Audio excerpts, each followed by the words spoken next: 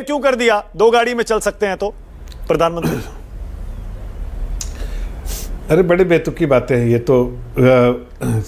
कभी कभी हालात को देखते हुए बहुत सारे डिफिकल्ट मेजर्स लिए जाते हैं। ये डिफिकल्ट मेजर्स ये कह रहे दुनिया में और जगह कुछ नहीं हो रहा है। 140 करोड़ प्रधानमंत्री। एक मिनट, बीच में मत बोलिए भाई, मैंने बीच में आपकी सुनी ना बात। आप देखिए दुनिया के बारे में बोल रहे हैं कि दुनिया में और ऐसा नहीं हुआ, कोई इतने कड़े मेजर्स नहीं लगा। अरे भाई दुनिया में बहुत सारी जगह हुआ है, आप थोड़ा सा जानकारी लेके आइए। और कई जगह तेल के दाम बहुत बढ़ाए गए, लेकिन भारत में तेल के दाम नहीं बढ़े हैं। और मेजर्स तो बहुत सारे कंट्री में लगा मेजर्स लिया आपने, 7 कनाडा के देखिए। एक मिनट बीच, अरे भाई बीच में आपसे सवाल नहीं करे, आपकी बातों का जवाब दे रहे। बीच में इतना आपको मौका मिलेगा, मेरी बात का जवाब दे दीजिएगा। तीसरी बात में जो कह रहे हैं कि प्रधानमंत्री का ठीक है, वो जो रिस्क परसेप्शन, जो थ्रेट परसेप्शन, ये वो जो भी रिस्क असेसमेंट है वो ना वो ले सकते हैं ना मैं ले सकता हूँ। उसके लिए एसपीजी होती है। एसपीजी किस तरह से मैनेज कर रही है बिकॉज ऑफ कंस्ट्रेंट्स, वो एसपीजी जान सकती है। और उसको जाहिर ध्यान में रखा होगा, वो हमें नहीं मालूम है, आपको नहीं मालूम। ये एसपीजी का दायरा, वो एसपीजी को पूरा अधिकार है कि एसपीजी ने मैनेज करना है देश का कानून के हिसाब से। तो ये आप इस पे मेरे ख्याल से चर्चा छोड़ दीजिए। ये देखिए इंटेंट, एक मिसाल तय करना कि ठीक है कंस्ट्रेंट्स के हाल बाद भी हम इसको फॉलो करेंगे, और वो फॉलो कर रहे हैं आदरणीय प्रधानमंत्री जी। अच्छी बात है, इसकी प्रशंसा कीजिए। नहीं करे तो भी गाली, करे तो भी गाली।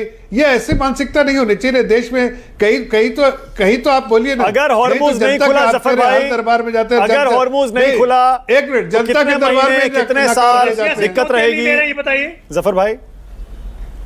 नहीं देखिए, हॉर्मुज नहीं खुला और दुनिया में एक क्राइसिस रहा, तो ये मत समझिए कि हम आइसोलेशन में रह रहे हैं। दुनिया के हर कंट्री जो इंपोर्ट करती है जो क्रूड ऑयल, हर कंट्री को इस डिसरप्शन का नुकसान होगा। और इंडिया कोई आइसोलेशन में नहीं है कि हम अकेले, हमारे इंटीग्रेटेड इकोनॉमी, हमको भी उतना ही नुकसान होगा जितना बाकी देशों का।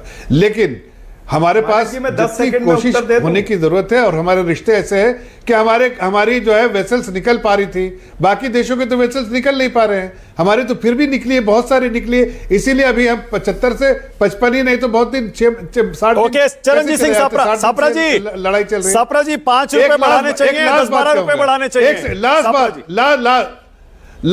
बात बस। देखिए सपरा जी कह रहे थे कि राहुल गांधी जी बोलते रहते हैं, ये सब बोलते रहते हैं। भाई राहुल गांधी अपने लोगों के तो बोले, एक सीएम नहीं चुन पा रहे हैं, इधर उधर ज्ञान देते चल रहे हैं। पहले सीएम चुनिए। सापरा जी बोलिए। सापरा जी देखिए सरकार को ना प्रोएक्टिव काम करने चाहिए। सरकार रिएक्टिव काम कर रही है, और जैसे मैंने पहले कहा कि देश से बड़ा दलहित देखती है। इस सरकार ने अभी देखा कि पूरी तरह से लच्चर और लाचार हो रही है। जब लच्चर और लाचार सरकार होने लगी, तब ये जनता के पास में इस तरह से प्रधानमंत्री आए, और जब तक चुनाव सारे खत्म किए, सारे मुख्यमंत्रियों को शपथ दिलाई, सारी रैलियां की, सारे रोड शो किए, और वहां पर जहां पर प्रवचन दे रहे थे वहां से उठ करके 2 घंटे में जाकर के फिर गुजरात के अंदर जामनगर में भी रैली की, वहां पर भी रोड शो किया, सोमनाथ में भी किया।